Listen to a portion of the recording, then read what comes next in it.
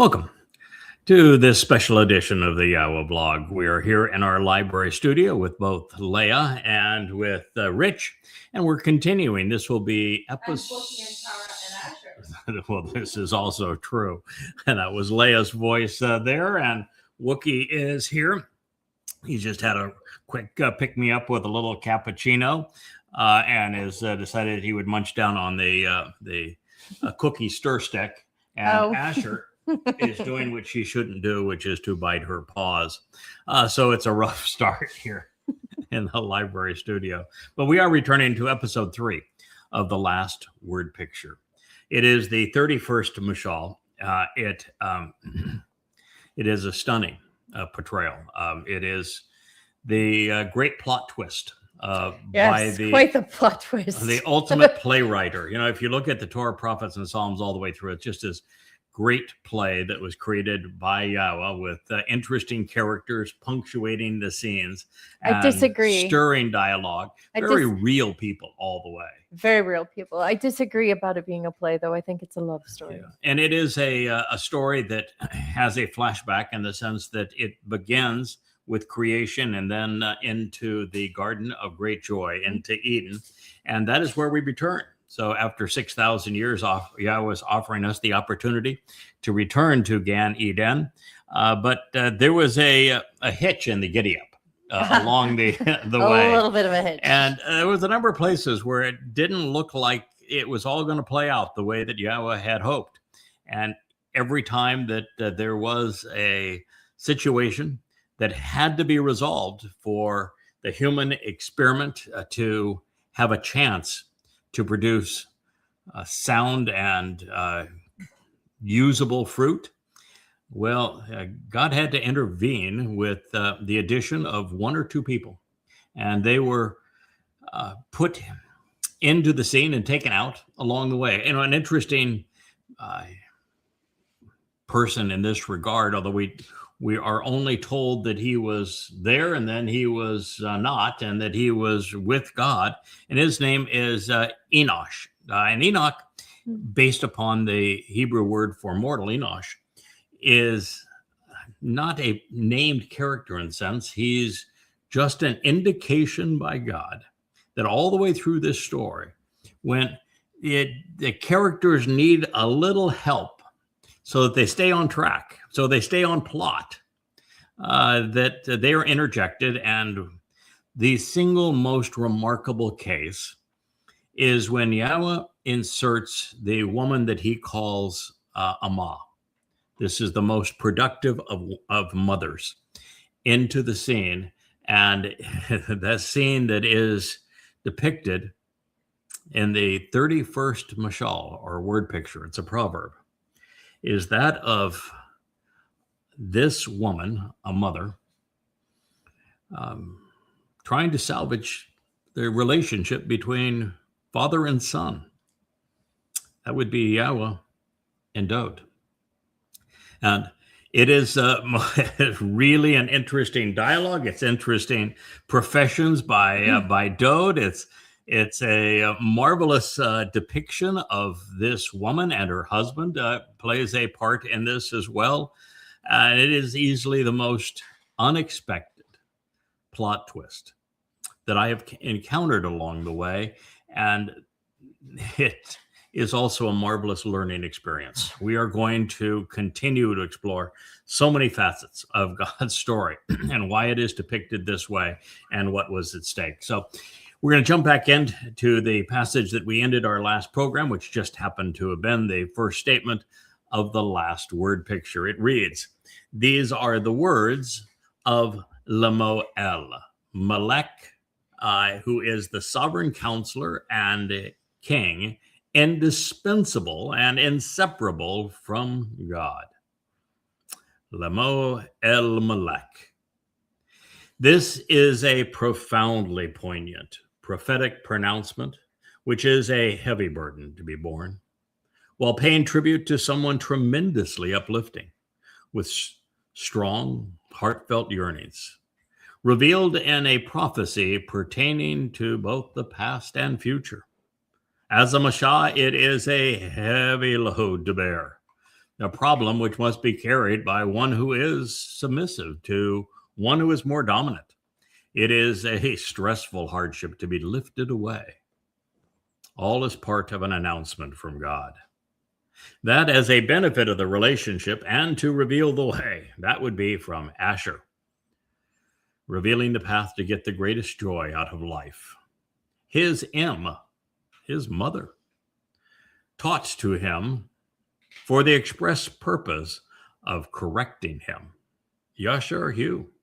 She instructed him for his acceptance, for his edification and improvement, and especially to make him more disciplined by correcting his prior bad behavior. Mashal, word picture, proverb 31:1. How's that for an introduction? Now, we have briefly covered some of this turf, but just to keep our bearings, the first word is Dabarym. It is the Hebrew word for words.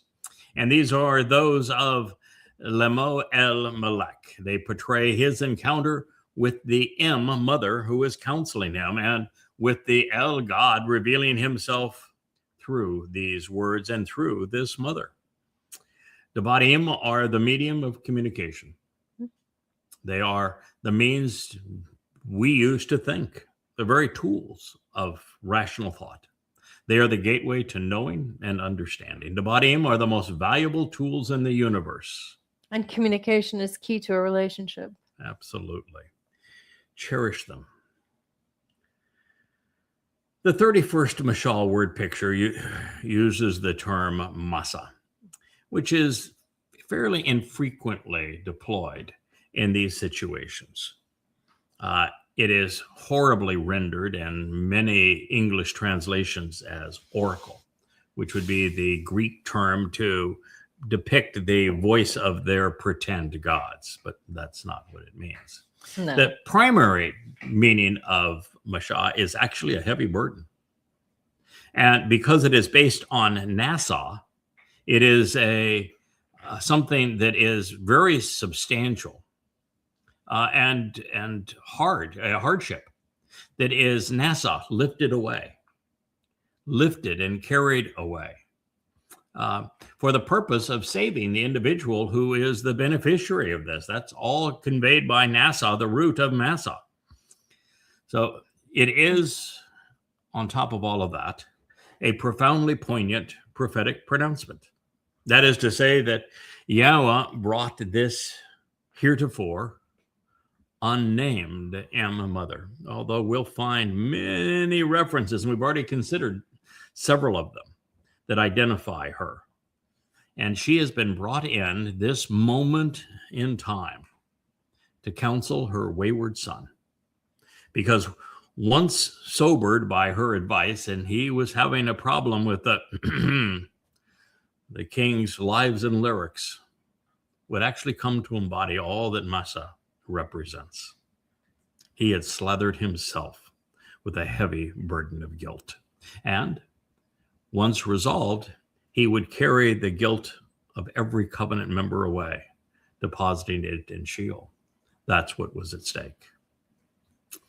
So Dowd is Massa. He's paying tribute here to an the mother Yahowah sent to Massa, lift the guilt of her adopted son that he had piled upon himself, and Massa carried away. And Massa is based, as I have shared, on Massa, which is one of the most common verbs throughout the Torah and prophets, and it means to lift up, to carry away, and to save as a result. This is remarkable that this mother will do this for her adoptive son, and that she would do so for him so that he could fulfill his destiny, which was to do exactly the same for all humankind. In this particular case, she intervened when her son, Dowd, was loaded down. He was bearing more guilt than we can even imagine. He had become a tremendous disappointment to everyone, to his wives, to his children, to his people, his nation, to his troops, To himself. to his God, his Father, to everyone. The greatest man who ever lived had a real downer, and he did this to himself. He had become rotten, self-indulgent, and God couldn't stand his beloved son's stench at the moment. That's how bad it had become. So in this particular case, since I shared the 86th Mizmowr with you yesterday, where the mother that is presented to Dowd is presented as Yahweh's Amah, that Yahweh is saying, this is my most productive mother that I'm presenting to you, and Dowd's acknowledging having received her and the transformative effect that she had on him. Now, in this case, rather than calling her Yahweh's Amah, and Amah is a compound, well, not a compound, it's just mother, with the feminine ending, and the feminine ending at this case cannot make mother more feminine than it already is. There's no gender confusion in the Torah. No. It is used, as it is in so many Hebrew words, to expand the potential and the productivity of whatever is being discussed. So this is the most productive of mothers. And so previously, the Amah versus the and same word, just more productive with Amah, is Yahweh's presented to Dowd. And in this case, he's gone right through the adoption process to, she's my mom. She's the mother I never had. She is calling this woman, who we will get to know by name momentarily, his mother.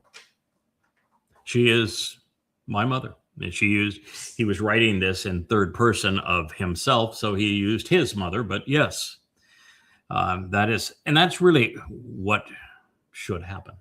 That is a very subtle distinction between Dowd's gratitude for Yahweh, for sending Yahweh's Amah, as I said, to redeem him in the Mizmowr, the 86th, and it's permeates many others. It's in the 116th, for example, and we'll cover that in due time. And he is now referring to her as his mother.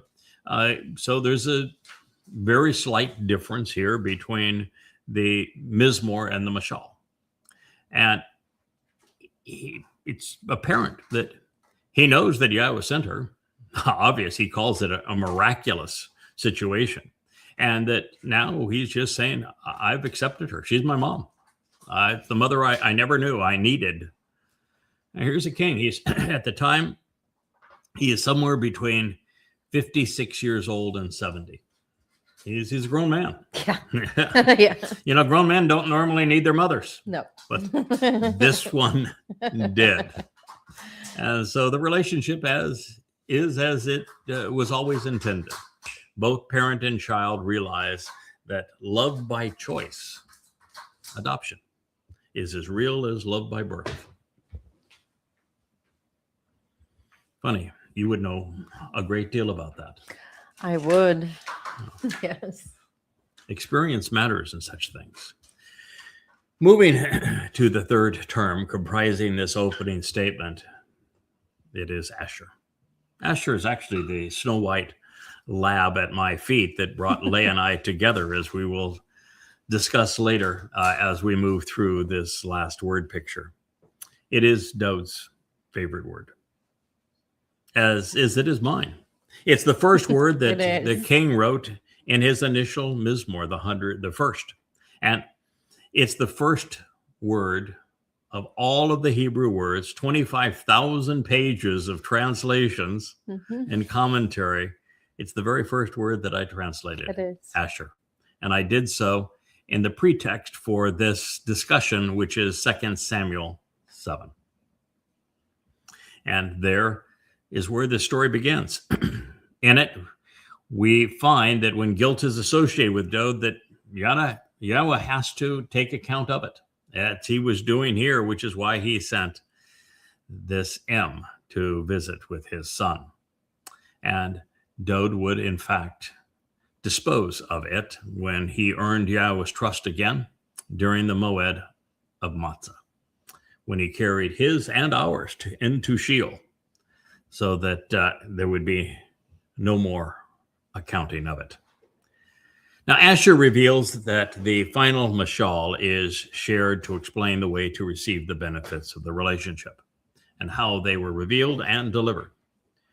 And as the plot twist that we have highlighted, and the one that I never saw coming, the heroine of this story is afforded the name Ashar, blessed and beneficial, in recognition of all she has worked to achieve. It will actually end by her receiving the name Ashar, and of Dowd, our king.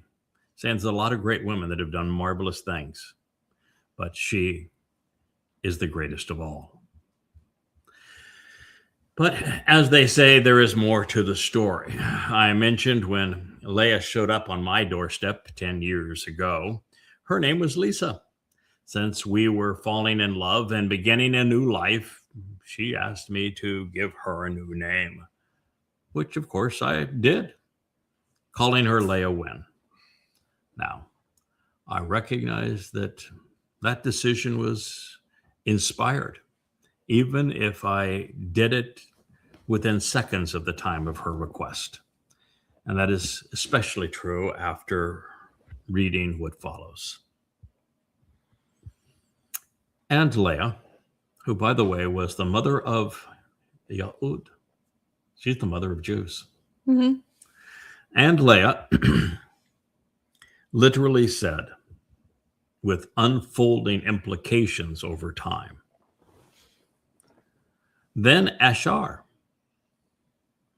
blessed and beneficial, showing the way to the benefits of the relationship and revealing the means to enjoy life, am I. Ashar am I. This is because a time will come when daughters will be guided to an upright life by me, and women will be encouraged and they will be blessed, benefiting and happy because of me. It's quite a statement, Miss Leah. So she pronounced that which pertained to his name, this name, as Ashar. So it's a pretty amazing confession. When at the end of this word picture, the woman who is absolutely and unequivocally Leah, way back in another time, says that she is Ashar. She is announcing that Leah is the person that this final word picture, the final and last Mashal, was written. She is, as Dowd, our king, paints her. She is Ashar. She is blessed. She is beneficial. And it is one of many affirmations. Out of curiosity, I thought it might be interesting to see what else we might deduce from the name Leah. It is misconstrued in most lexicons as tired and weary, but that's not the meaning of Leah at all. With the opening Lamed, it speaks of a woman tending the flock, a shepherdess. I recall that was what you did as well. And Dominica, yes. Mm-hmm. This seems appropriate because my Leah, like her namesake, was a shepherdess tending a large flock of sheep before I met her.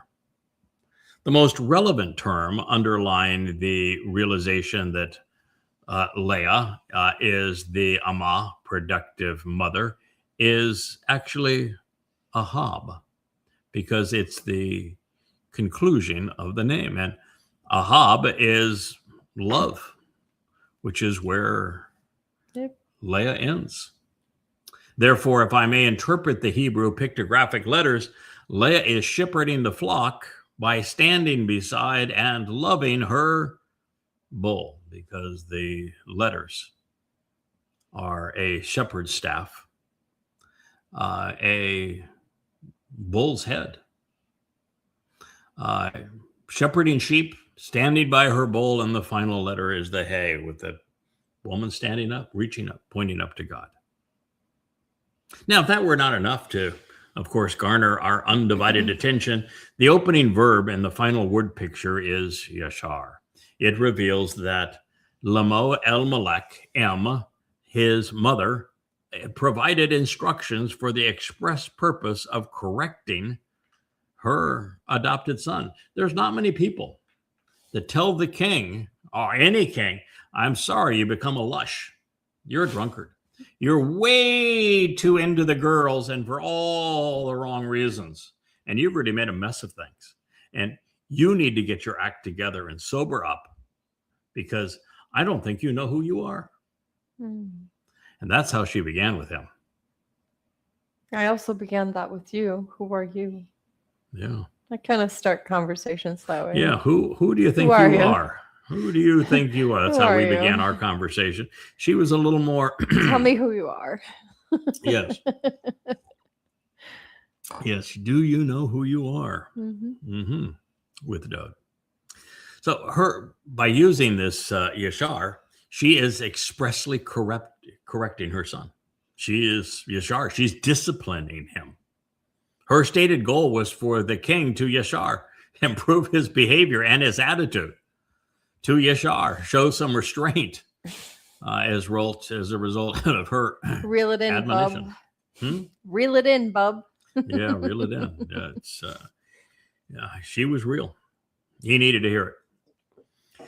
The M would be parental discipline, and he needed it, especially now. Otherwise, all would be lost. Dowd would have to accept that he had been horribly wrong, that he had erred many times over, and that it was time for him to grow up, to mature as a man, and to learn from his mistakes. And that was fine. God's not looking for perfect. He doesn't even mind if we really blow it big time. So long as we get up, dust ourselves off, admit that we have been wrong, correct the record, and grow from the experience, and show that we, in fact, can be trusted going forward. I think that Dowd, like a lot of men, walking around today, have what I call the father wound. Neglectful. He didn't even know where his son was. Out tending sheep somewhere. Yes. He was inconsequential to Yashay. Yes. Dowd never had anyone model for him what it's like to be an adult man. No. I think there are a lot of men that lack that leadership. I think particularly with all of the sperm donors that exist today, where men get women pregnant and then Walk away. are just too wretched to even be part of their lives going forward, and too abusive that they're either walk away or they're shoot away. And that they just don't know what it's like to have a proper role model in their lives. And Dowd lacked on both ends, mother and father. And he was sent to people who, forward in time, were not familiar with either as well, and overcame it. My father was abusive. My mother was useless. Your father was useless, and your mother was abusive. So part of our growth was overcoming those challenges. In fact, I would say that I'm hugely better off today because my father was abusive and my mother was neglective, because my character was forged in that fire. I had to come up with a way to survive it. And so did you. Absolutely. I don't think I would be as intelligent today if I didn't know that my mother's thinking was completely unsound. Yeah. Or confident that overcoming challenges is how we develop our character. So with this introduction, Dowd is neither leader at the moment nor teacher. He is neither exemplar nor is he right, at least at this moment. He had been for much of his life. He was not now. He was being corrected. Now, I have shared some thoughts on Hugh, his mother, but I'd like to add some others before we move on and consider what she's asking her son to contemplate. In addition to mother, M can be used to address a caregiver or a provider. It can describe something that's a dam, that holds back trouble, or a point of departure, which is where he was, or division, which was what he was experiencing from Yahowah. Also scribed identically in the Hebrew text, M is a conditional participle used to introduce an if-then proposition, a hypothetical or a conditional clause. And we got a lot of them in this text, all to prompt deep thinking with an emphasis on personal responsibility. Seems to all apply, doesn't it? And while I'm not telling you that all of these have to be woven into our definition, but when dealing with concepts of this magnitude, M, mother, it's helpful to be completely grounded and open in our discussion. All of our cards face up on the table. Now, in this regard, I'd like to share something that would be exceptionally reassuring for Dowd, a man who never knew the love or experienced the counsel of a human mother or father. Not only is Dowd's mother unnamed, which is remarkable, and that he's the central character in God's story. Not only that, with all the begot, like how is she not there? How is the number one son not listed? We know that his great-grandmother, though we do know her name. Yes. That's Ruth. Yes, we do. That's Ruth. Yeah. Go ask Ruth. Mm-hmm. His father was also worthless, Yishai. Yishai, Jesse says, and does nothing in support of Dowd. And that's why he is replaced by the Towrah, as I shared in our episode yesterday. The Towrah doesn't come from the root of Jesse. He replaces Jesse. Therefore, the husband of the M in this story is Dowd's adoptive father. Mm-hmm. What a responsibility! You're mentoring the king of the universe. I mean, that's a pretty serious role. I mean, we want to do that well. Yeah, but we have an open book test. It's not difficult. It's not rocket science. Well, God is saying, learn from the experience. We get to carry our experiences and our history with us. Because they're part of our Nesama and our Nefesh going forwards. We get to carry this out, which will guide us. But of course, the primary guidance for all of this will be written inside of us. And we've been studying it for years, Yahweh's Torah, which makes a significant appearance in this Mashal as well. So there are numerous places in the Psalms and in the writings when Dowd, speaking to his heavenly father, refers to his mother as Amah, which would be most productive of mothers. I shared one of these from the, I think it's the 86, the Mizmowr. Yeah. I think I have 87 here. I think that's wrong. It's 86 Mizmowr. Anything that gets close to the 89th in my brain, just does moves over to the 89. Starts to sparkle because the 89th is what the great treasure between us. It's when we were developing our relationship on Towrah, was the seminal moment in our relationship when you said, "This will change your life. Yep. It will change everything that you have ever been led to believe." It is easily the most profound text. It's the defining text of our lives, the 89th Mizmowr. So we find another, by the way, in the 116th, which I owe my wife to translate because she. And I've read it through in Hebrew. I've done the analysis of it. I know that it applies. It really is it's the answer to all of this, because the first breath, Dowd did not respond well to this, and his responses in the 51st Mizmowr, and it's not pretty. But we had a little come to daddy party thereafter. I gave him a major slice of tough love, and I'm really judgy and edgy. And, you're much more edgier than I am. I have no respect for authority, none. Neither do I. And I recognize that what you said to him was brilliant, and it should have all resonated. And ultimately, I explained to him his situation using your words, but I added an emphasis here and there on things and gave our king a real talking to. It was probably the sternest, even sterner than this topic. We always laugh. I think I'm reasonably chill and just, I very seldom raise my voice, and I don't use curse words, and no. And I'm pretty reasonable as I'm talking to people.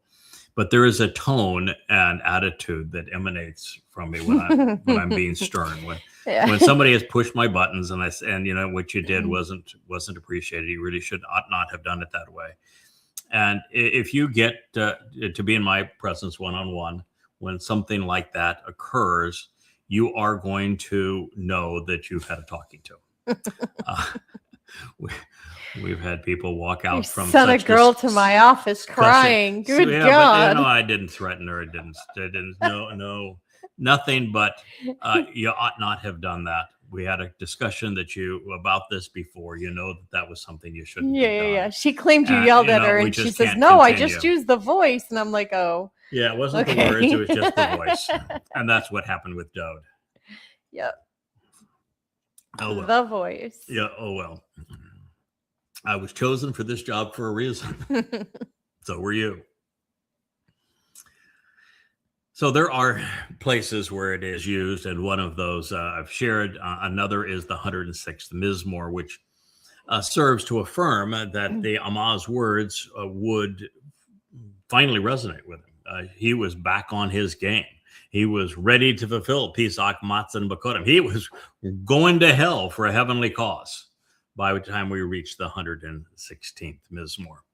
So while we will consider this Mizmowr in its entirety later, I do want to offer a snippet now for your consideration.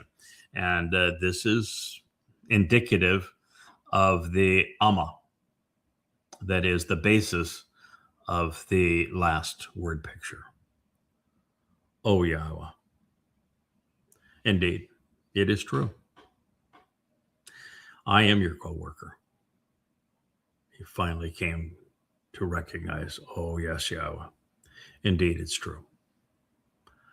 Anah, it means he's in, I'm responding now. This is my reply, oh Yahowah. Indeed, it is true. I am your co-worker. I am your servant. I am the son of your Amah, your productive mother and co-worker. I am the son of your Amah. Who knew? You have responded to open and release. Batak. You have loosened and freed. That which pertains to my bonds, you freed me. From the punishment through disciplined instruction. You've taken away my shackles, my fetters, the chains representing the correction and stern rebuke that I would have deserved. Wow. Mizmowr, Psalm 116:16. So when I say that the 51st, he's still wallowing in self-pity, can't even say Yahweh's name, and here in the 116th, he is all over it, baby. Oh, Yahweh, I really am your co-worker. I'm here as your servant. And this is because you sent your Amah, your most productive of women. And as a result of her correction, my incarceration is no more. I will not face this penalty. Wow. So hopefully the picture is becoming clear at this point. Surely you noted that on both occasions, the Amah, motherly co-worker, is described as Yahweh's. It's someone that Yahweh brought to Dowd. She is offered to God's beloved son to release him from the penalty that would, well, otherwise be his. He earned it. And here she is shown having done this through a stern rebuke of her child. As we move through the last Mashal and ponder its implications, and as the explanations are presented throughout the Mizmowr, it is my conclusion, one that will become absolutely irrefutable, undeniable, rationally, that Leah, as Yada's wife, is responsible for restoring Dowd's relationship with Yahowah, so as to enable the most marvelous of collaborations ever between all three men, Yahowah, Dowd, and Yada. And I don't mean to call Yahowah a man, but between all three individuals. How about that? There you go. That's better. Yahowah, Dowd, and Yada, all on behalf of her people. That is how she became the most productive of mothers. That is how she became the one to bear the name Ashar. So as a reminder, Leah and I have a history in this regard. We met online. Yep. 18 years ago. You would say we met online, and people really go to Tinder or Match or eHarmony, but no, we met because you asked Yahowah to explain to you who he was, because you couldn't find him in English translations. You couldn't find him in rabbis. You couldn't find him no matter where you looked. I thought I turned over every rock. Yeah. And you finally gave up and talked directly to him and say, I know that you are God, and I don't think you know me, but I want to know you. And his response, clear as words allow, was, then go ask Ruth. Yeah. So I was shown that in a dream. And based upon what Ruth had to say, you found me. Yeah. So we met online intellectually over Towrah 18 years ago. 18 is really important to all of this, because she was searching to better understand her role, if she had one, in Yahweh's plan. And it was God who told her to go ask Ruth. Mm-hmm. She did. And this is what she read. Then he would be her future husband, a man named Boaz, which means with power and strength. Then he asked with ongoing implications, who are you? Who are you? She answered, I am Ruth. Meaning longing and striving to shepherd the flock, to tend and feed the sheep. It's from Ruth and Ruah. Your Amah, your productive mother. Excuse me? Yeah. She's... it's mind-blowing. She's just meeting this man who doesn't even know who she is. He's saying, I am your Amah, your productive mother. I'm Ruth. Yeah. Then he asked with ongoing implications, who are you? She answered, I'm Ruth, your productive mother, your Amah. So spread out, stretch out the hem of your garment as if wings over your Amah, your maternal co-worker, who is branded and marked to deliver the Gaal, the kinsman redeemer, saving you. Ruth, longing to shepherd the flock. Ruth 3:9. We're not far enough into this for most of you to recognize why there was the reference to kanaf. Spread out the hem of your garment. Stretch out your wings.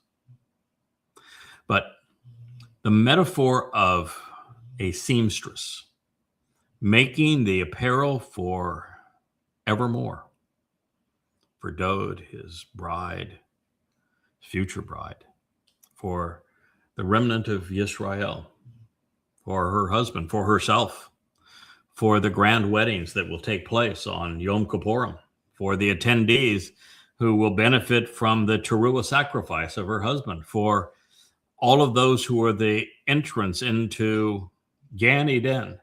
There will be a score. That's a whole lot of linen. There is, and it's linen and wool. It's not just linen, it's the reference is fine linen. Mm-hmm. For every 1 inch of fine linen on a loom, that's 12,000 scuttles back and forth. As a fashion designer and a woman who owned her own fashion label, you are perfectly suited for that job.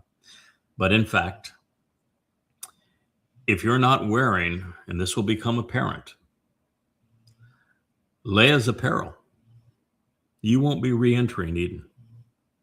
You won't be at the great homecoming and the weddings. And that is overwhelmingly apparent throughout this. And for such a strange thing to be inserted here, not only is Ruth the Amah, which is the star of this final word picture, and such an odd thing for her to say, but Yahowah said, go ask Ruth because I wrote this for you all that time ago. And that Ruth announces that I'm the Amah twice. And then says, spread out the hem of your garment.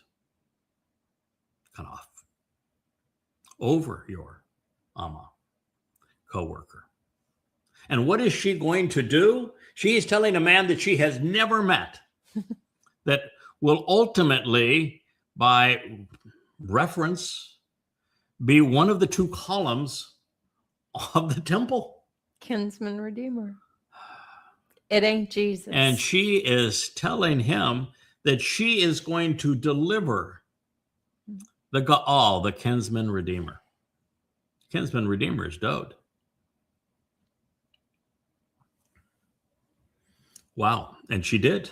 That's what the last word picture is all about, is her doing this very thing as that particular woman, the Amah, delivering the Kinsman Redeemer. And she's married to Boaz, the man who is beside Dowd as one of the 2 pillars on the porch of the temple. Mm-hmm. What do you tell people that that are a nuisance to get off your what? Porch. Yeah, well, yes, indeed. I may throw an F-bomb in there too. Mm-hmm. Mm-hmm. And if that worked out insufficient to garner your undivided attention, we have a theme going here. She was addressing Boaz, as I have shared with you. It means ba-en and oz, or oz, either way, it's the same word, with strength and power. Mm-hmm. Yet she would marry a bull. And he would not only become, this Boaz, become her husband, as the bull would be as well. He is the name of the left, not right, north, not south, pillar. Yep. On the temple. And on the porch of Yahweh's house where he placed his name. Of course, it would be, it's actually called Heskel there, and it is, I'm going to bring us right to that passage later because it comes up again. Okay. The one column is, of course, the one who would come with the strength and fortitude to make this happen. Mm-hmm. The other column is descriptive of Dowd. Yes. The one that is on the right hand is Dowd. It is the one closest to the city of Dowd. The one that's on the left is Boaz. Mhm. And these two columns are 12 cubits apart. How many tribes of Israel are there? 12. Yeah. And it is, both columns are 18 cubits high. How Yes. long had we known each other at the time that this revelation was given to us? 18 years. 18 years. And the word cubit?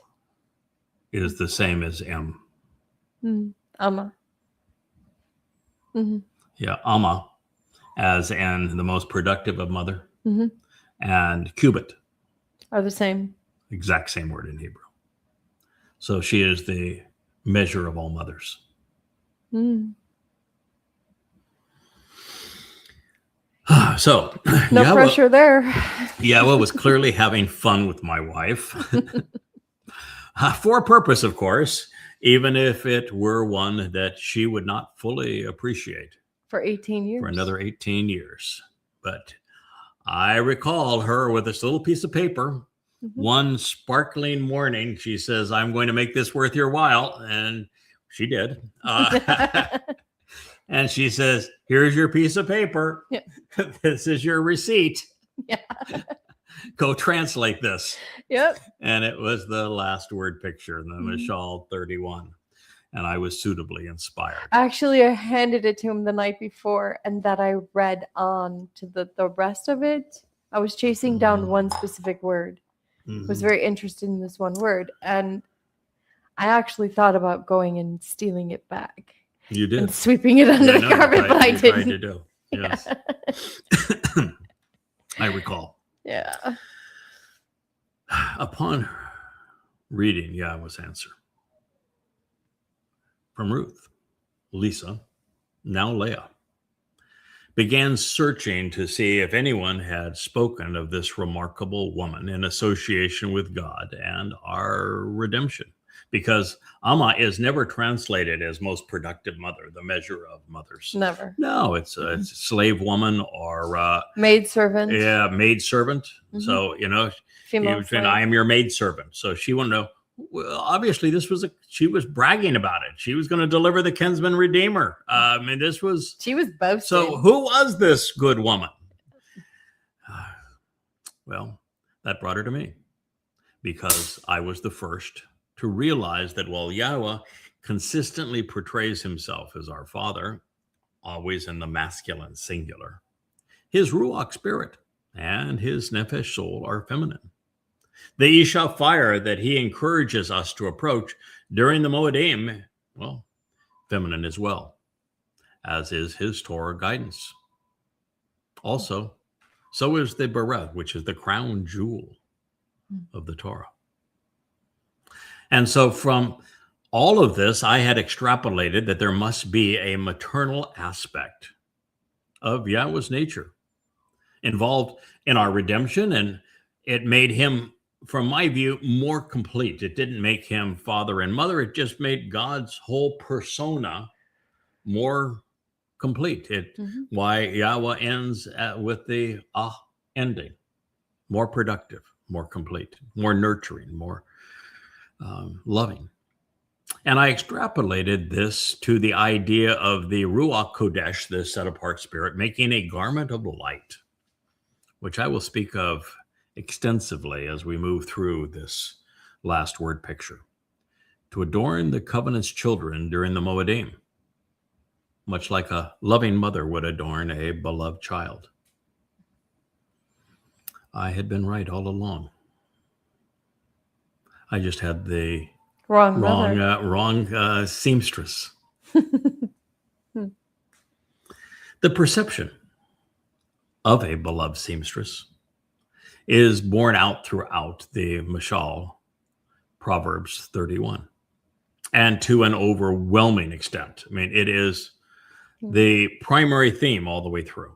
And this, of course, was music to my ears because it affirmed that I had been right. The mother addressing Dowd throughout the 31st Mashal is shown designing and making the apparel not only to properly adorn herself and her son, as well as all of their children. It's the apparel for the chog. The chog. Pesach, Matzah, Bakurim, Shabua, Towrah, Kippurim, and Sukkah. If you're going to be at the party, you're going to need to arrive wearing one of Leah's creations.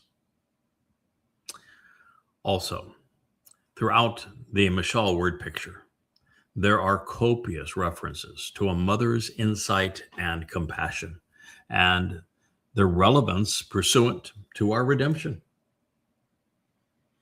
Therefore, by being the first to acknowledge and then openly discuss these things, the woman God says will be revered beyond all others, became my wife. And that perspective is helpful because it sets up her credentials as the mother who became the wife of Yada, as we're going to read as we make our way through this, as a result of the meeting that Yahowah had arranged to lovingly discipline his beloved son, our king. Now, I explained how that's possible because you did not go back in time. You were inserted in time. I have been along the way as well. Yahowah did not want to manipulate the overall human experience because then it would be a fraud, a farce. But there are times where he had to guide the outcome to keep it from imploding, from going so far from off running track off that the it rails. was a train Yeah. wreck. Yes. And this was one of those moments. Mm-hmm. If Leah, followed by the 1-2 punch of husband and wife, didn't get Dowd's attention, there would be no fulfillment of the Mow'edym. And without the Mow'edym being fulfilled, there is no way to extend the human experience. And there is no re-entry into Eden. There's no survival for the human race. It's all over. So beyond the recognition of M, I've also gone on to become a student of what Yahowah is actually conveying when he expands the potential power of words like M, mother, as Amah, productive mother. Adam, man becoming Adamah, productive individual. Par, bull, developing as para, fruitful and productive. This is also true with Etz, tree, growing substantially in its expressiveness and productivity when it is presented as Etzah, the counsel on the entire story and related to the Choder, where every metaphor is of a tree. Now, appreciating these insights, I realize that neither men nor God become transsexual when portrayed by their nefesh or ruach, even though those terms are feminine. Mm-hmm. By contributing the feminine to the masculine, as is the case with male chromosomes, XY, the result is to blend the best of both, adding the emotional to the rational, the passion to the conviction. This takes the result to a more complete and capable, more productive state, as is the case with Yahowah and his Adamah Parah, the productive man and bull that fulfills Teruah, so that we can have the weddings on Kippurim and usher the family back in properly festooned on Sukkah. Yahowah did mention that it's not good for man to be alone. It isn't. It is much better for man to have the company of a loving woman, but also true in the reciprocal. Mm-hmm. Well, these insights brought Leah to her Boaz 10 years after we met as a result of a protracted sequence of thoughtful email discussions. I don't think there's many people that have met as a result of 10 years of interactive emails and intellectual discussions on the Torah. No. So that it's weird. Made our meeting quite interesting for sure. You know, at that point, you're almost feeling like, okay, I've now invested 10 years, 1 to 2 emails every week on an intellectual exchange regarding Yahweh's Torah guidance with this woman. And you're saying, okay, now do I touch her? Do I, what do you do? This has been a strictly intellectual conversation about the single most stimulating document ever written. I'm still a real person. Yeah, and still, oh my goodness. It was a head scratcher, to be sure. The last thing you wanted to do is do something stupid, which boys, typically do, no matter how old they are, and you bungle the whole thing. You say, "Oh, how do I ruin the friendship?" Well, you know what you do to ruin friendships, and so. But I said, I want more, and what do you? Oh, it gets complicated anyway. Well, and we're going to get into the complicated because that's where Dowd takes it. It kind of does. I do. I will not get there today, but I shared with you where this goes. And it gets complicated. It does. Complicated in a very good way. Interwoven kind of complicated. Inseparable complicated. There's people that watch this program for years when we do this thing together, and you're sitting over there and I'm sitting here. We're about 6 feet apart when we do this. And there's a whole bank of light is between separate us. Separate us at this time, as well as the Wookiee who loves to position himself in such places. There's always a twinkle in my eye. Yeah, people can tell that I dearly love my Leah. You said you're an acquired taste, but I have clearly curated it. So, well, these insights brought Leah to her Boaz 10 years after we met as a result of all of these thoughtful email exchanges. Our understanding of Yahowah has come a long way. It's matured considerably. And very much. Yeah. As well as our understanding of Dowd, our understanding of prophecy. We're building on top of now all of this time we've invested together. But that is not the case with a particular devious woman who, as one of Leah's friends, had been invited into the covenant family along with Leah before proving that she absolutely didn't belong. Now, wanting to find herself in God's story and write Leah and I out of it, a little over a year ago, she claimed that I had not gone nearly far enough in recognizing the existence of a spiritual mother who she portrays as an entirely separate and distinct individual.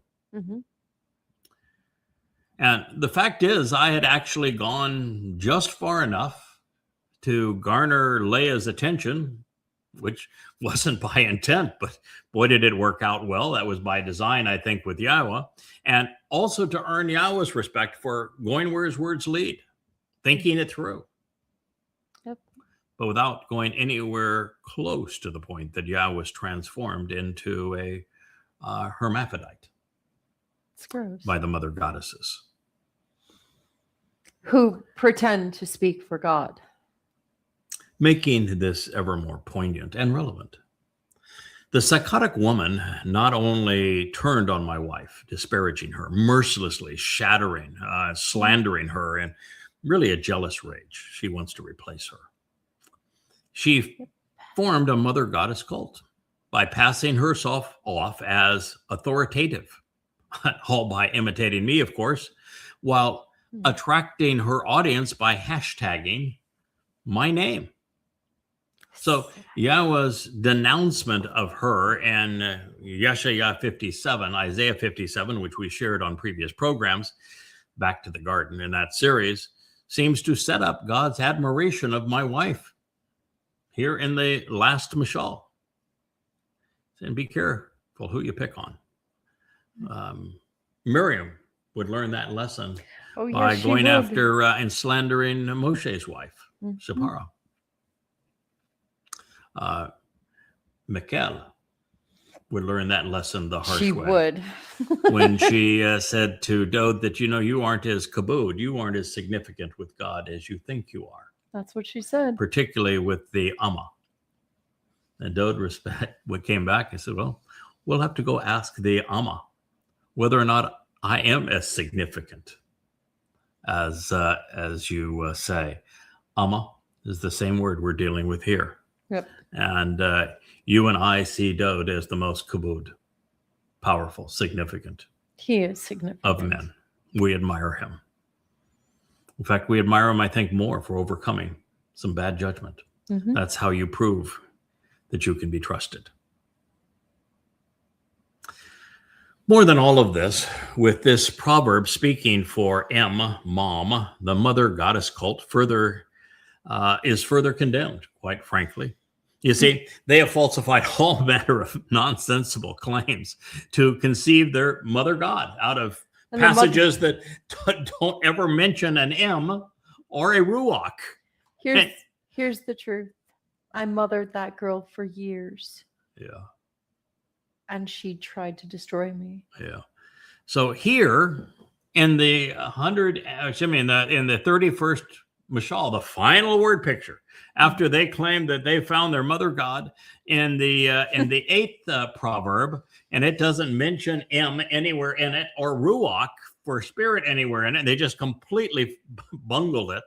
Here now, Here's your mother. The voice that is of this entire Mashal is Mom, Mhm. M.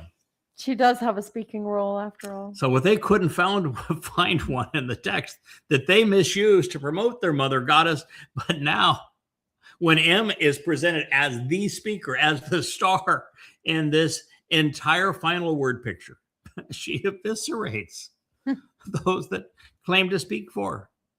This M mother not only redeems the king that the goddesses are wont to demean, Yeah. she is the wife of the man they slander to justify speaking over me. In the end, this M mother, Yahowah's Amah, is the standard of measure of the greatest of women. And I'll tell you something. The women in that cult don't measure up. I would say, how's that for serving up some serious crow? It is. When identifying the author of this word picture and the remarkable woman serving as Dowd's surrogate mother, we are reminded that the recounting of this is correctional narrative. Where she is trying to correct Dowd's behavior and reestablish his relationship with Yahowah. It was actually written by Lamow El Melek. He is the sovereign counselor and the king who is inseparable from God. He is absolutely and unequivocally Dowd, the only king that Yahowah declares is Elyon. Yep. The very hand of Almighty God, his beloved son. Dowd's the one. He's the one. Now, well, that's assuredly correct. I'd like to reinforce the surprising realization that, as I have shared, we know nothing of Dowd's birth mother. She is never named. She has no influence before her famous son's 8th birthday. None. And prior to this age, we only carry the most vivid memories of our childhood into our adult lives. So a conversation with a mom prior to 8, you essentially have no chance of remembering. Now, this means that it is likely Dowd recalled nothing of her. Now, this may be intended to say that the birth mother of the Son of God is unidentifiable and without standing because God didn't want her venerated as the mother of God, as is the case with many pagan religions, including Christianity. Yeah. Therefore, Dowd is presented alone, tending sheep in Bethlehem, estranged from his natural family. And as a result, there is no way that his birth mother could have inspired the adult nature of the conversation which follows, especially since it speaks of alcohol abuse and of forfeiting one's calling in life over the lustful pursuit of women. Especially relevant. The impetus for the following intervention wouldn't even arise until the 8-year-old turned 56, making the birth mother scenario absurdly improbable. Beyond all of this, the resulting prophetic narrative regarding this extraordinary episode wouldn't be deciphered for another 3,050 years. Also relevant, it isn't possible to ascribe the voice of this mother to God. She's being delivered by God, but she is not God, because her message is quite graphic, tangible, real. She's a seamstress. And it concludes with Dowd referring to her using the title Leah claimed for herself, Ashar, blessed and beneficial, centuries before the king was born. And she has a husband. Baal is used not once, not twice, but 3 times in this text. And oh, by the way, at one point we're told that her husband is known as Yahowah. And oh, by the way, he's a Zeroah. So, yes, she is known by the title that Leah herself used, blessed and beneficial. And that was centuries before King Dowd was even born. And then he removes all doubt, saying that this is the greatest of women, not the greatest of gods. She is the greatest of women, is how this concludes. Therefore, while the mother dressing down and then dressing up, the king is God sent, she is entirely human, although from another place and time. With this in mind, our attention is drawn back to Ruth, who, after revealing that she was the prototypical Amah, productive mother, affirmed that she would be delivering the Gaal, the kinsman redeemer, who is Dowd, to her husband Boaz, the one with strength, representing one of the 2 pillars to the temple.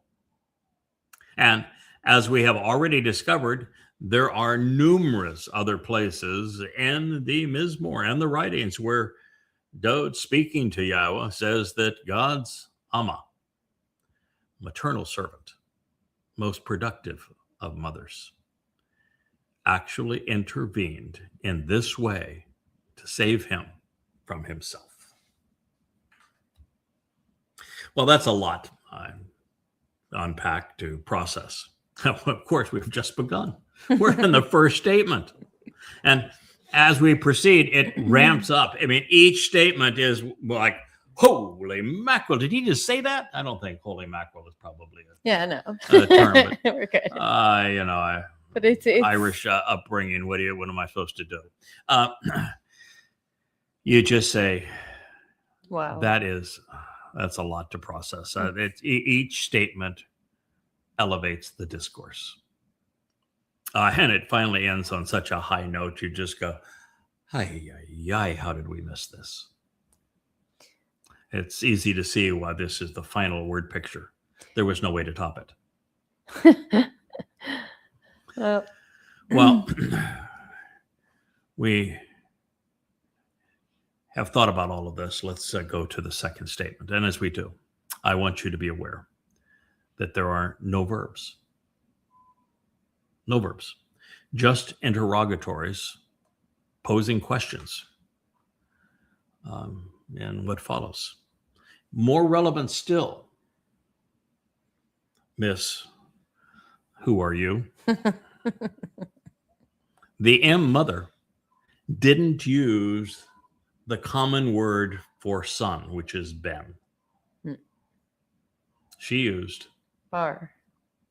Yep, she did. Which is almost majestic in its implications.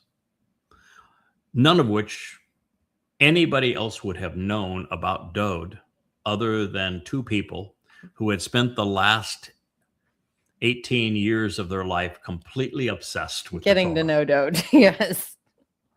Yeah. So all of that will become evident in a moment. Now, there are 6 questions posed by Ma. They are who, what, where, why, when, and how. Therefore, since the question was asked 3 times, I just picked 2 of the 6 for each occasion. And while every question is worth pondering, it's apparent that God's chosen mother wants her son to contemplate who he is and why that matters. Clues which are provided by Bar, as we shall see. And she wants Dowd to think about how our collective collaboration will serve everyone's interests if he gets his act together, including God's and his own. And it is for us to understand where and when all of this would play out in his life and in our lives. Here's what she said. Who and when is the question?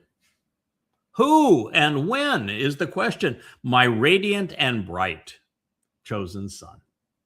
Bar. Ma Barani. Who and when is the question? My radiant and bright chosen son. Ponder how and why, my favorite child and thoughtful boy. Barani, conceived within my place of origin.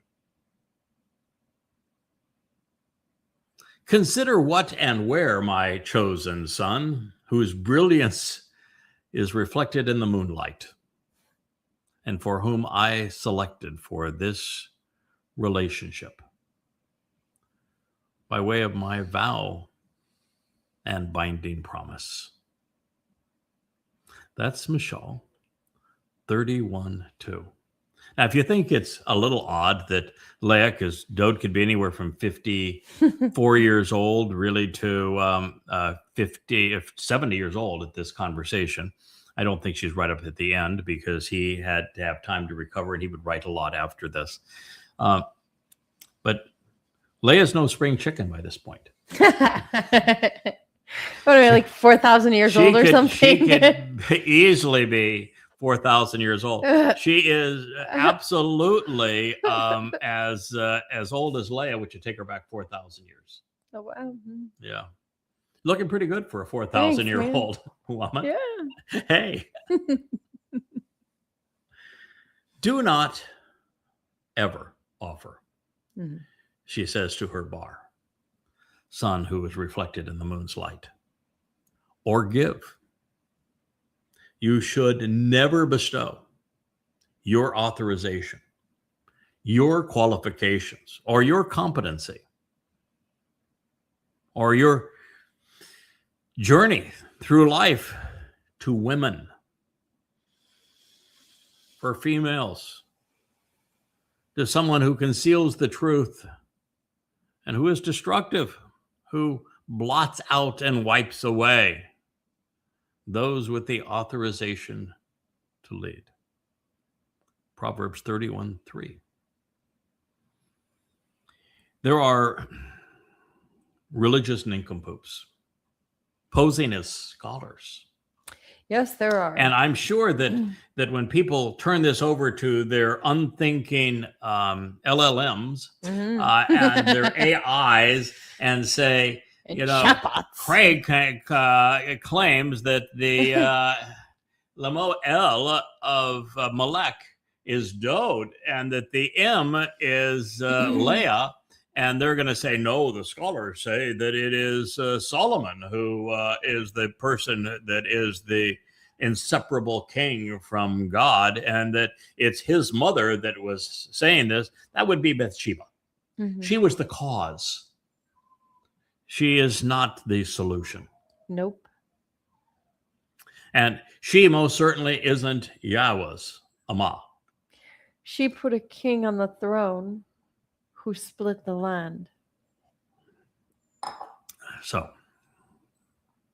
this is pretty clear as to who's being talked to, because Dowd, on the fourth day of creation, is the greater luminary who is reflected by the lesser luminary, with the sun's light being cast by the moon during the time of darkness.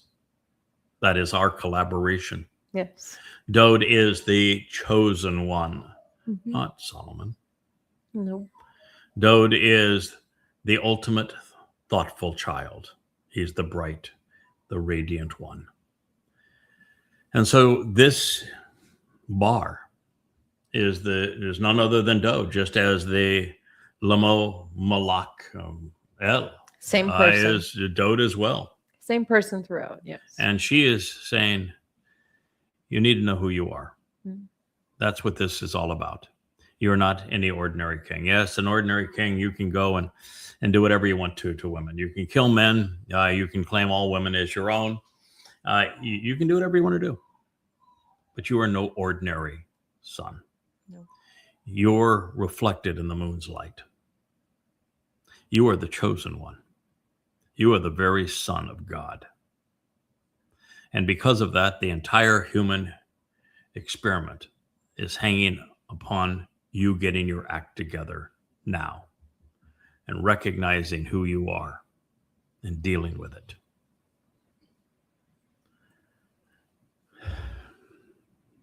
Don't give your qualifications, your competency, your uniqueness in relationship to God, to women.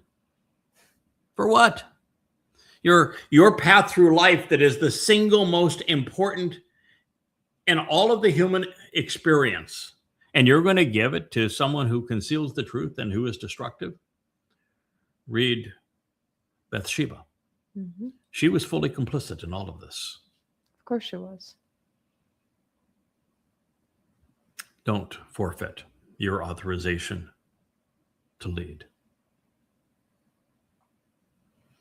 So following the realization that this is a profoundly poignant pronouncement, whereby King Dowd is being admonished and corrected for his and our edification, I have decided to combine the follow-on statements in the third verse because I think that they are related to the statements we find in the second. And it is only when Dowd and we come to realize who he is and how we will work collaboratively throughout time that we are properly positioned to understand the consequence of him giving it all up over lust. By using bar, we should see echoes of the fourth day of creation, with the lesser luminary reflecting the greater luminary's light as a sign of the Mow'edym. This is further reinforced in the 89th and 104th Mizmowr, both of which speak of the sun and the moon. He is bar, radiant and bright, such that bar, his brilliance is reflected in the moonlight. Bar affirms that Dowd is the chosen one. He is Yahweh's favorite. He is the one through whom the covenant relationship was established. All themes which are reinforced throughout the 89th Mizmowr. And by using bar, we see Dowd reestablishing the innocence he lost as a result of Bathsheba, daughter of the promise, which was resolved, of course, when he fulfilled Chag Matzah. We know Dowd to be bar, thoughtful too. The M is addressing the most relevant of sons, the very Son of God. Therefore, Dowd is being asked to contemplate his unique standing with God, not just as Lamow El, man inseparable from God, but as Yahweh's firstborn son, the greater luminary and the very tree of lives, the chosen one, God's co-worker. He needs to ponder the implications of what he has forfeited by sidelining himself during the final 14 years of his first of three lives, to become all he had been acclaimed to be, he must reestablish the trust that he has shattered. Yeah. That's what you recognized. That's why you were inserted. Fulfilling Chag Matzah requires reciprocity. Yes, Dowds must trust Yahowah to orchestrate all of it and protect him through it. But God needs to know that he can rely on his son to see it through. Moreover, it's no longer just our guilt which must be resolved, but the considerable shame that Dowd incurred, which resulted from, well, him killing a very good man to steal his wife. Yep. As boldly as words allow, throughout this stunning narrative, we must all look ourselves in the mirror too and derive a sober assessment of our ledger in life. We each have our vices and we all stumble. We have been wrong and we have fallen. Dowd did so more precipitously and conspicuously than the rest of us. Therefore, the final word picture reveals that Yahowah is seeking the company and collaboration of men and women who prove that they can recover after stumbling. It's not perfection that God wants, but instead conviction and character that can only be developed when we falter and then succeed. On the other hand, Success is nothing more than a series of failures. yes, it's not giving up Yep. after you have failed. Persistence. That's what God wants most from us, Mm-hmm. not to give up, to see it through. Yeah. And there have been so few along the way that that's a miracle in and of itself and a cause for celebration. Now, on the other side of this same token, no one has ever accomplished more than this one solitary soul. At a time that they were being torn apart over political allegiances and being crushed by ruthless Philistines, Dowd united and protected Israel. He subdued every threat, prevailing in 66 successive defensive battles, even returning the Ark of the Covenant, although he had help from a friend, Obed-Edom. He acquired Jerusalem, the heart of the land, along with the Temple Mount. Then he built the city of Dowd while accumulating all the materials needed to construct God's home on earth. Mm-hmm. Along the way, the Messiah became a prolific songwriter and a poet, composing over 100 Mizmowr and Mashal. That's the greatest literary treasure the world would ever know. True. He was a prophet of the first order, not only providing a comprehensive portrayal of the last days, but also graphically detailing a first-person narrative of his future fulfillment of Pesach and Matzah, of course, leading to Bekurim, as he was the Bekor, firstborn child for firstborn children. He would reveal how his legacy would be stolen by the religious, particularly by Judaism and Christianity, and how it would be reestablished now in these books that I have written on his behalf. He knew that he was being positioned to live three lives: one tumultuous and legendary, a second courageous and heroic, and a third as if he will be God himself among us. And all the while, he was what? He was governing. He was Yisrael. He was both irascible and inspirational. Mm-hmm. Much like Jews today. He was born and equipped for this purpose. The fate of the planet and life on it hinged on him coming to grips with who he is, what he must do, when it is to occur, and why it all matters. He is the very embodiment of the binding promise that Yahowah made to all of us regarding him. He said, if not through Dowd, then I will be made a liar. Yes. He was speaking at this moment. If Dowd failed at this moment, if you failed at this moment, we would make God a liar.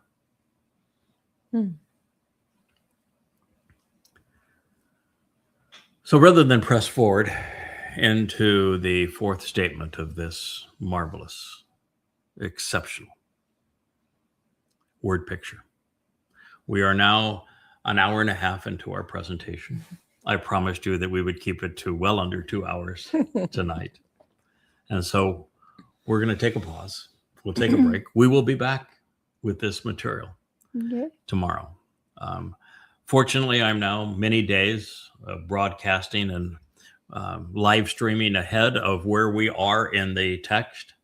I will likely finish my commentary on this word picture tomorrow, and then move into the Mizmowr that I have promised, the 51st, to show what his initial reaction was, the 116th to show what happened when he was given a little more time to digest what he had been told. And I may even do a brief synopsis of how he got himself into this pickle in the first place.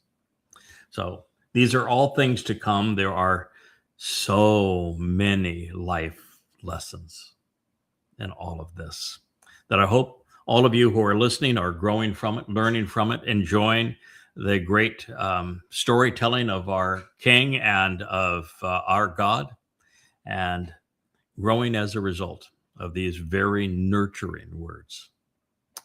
So thank you for listening. We'll be back with you with the Yahowah vlog tomorrow. Shalom.